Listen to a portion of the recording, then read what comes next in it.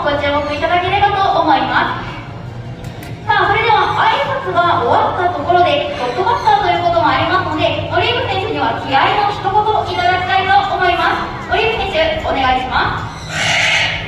さあ、しっかりとビッグハートの効いた気合の一言をいただきました。さあ、オリーブ選手の準備ができたら競技はスタートしていきます。本日は青いホールドからスタートと思い頭が真下を向いてしまうほどの腹筋を2回も披露してくれました。さあ、聞こえますが、競技は一生懸命頑張りますので応援をお願いします。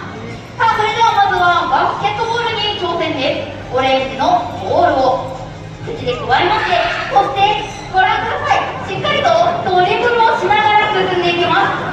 さあ、ボールが全然弾まないので、アントニー選手自らドリブルをしてくれております。さあ、最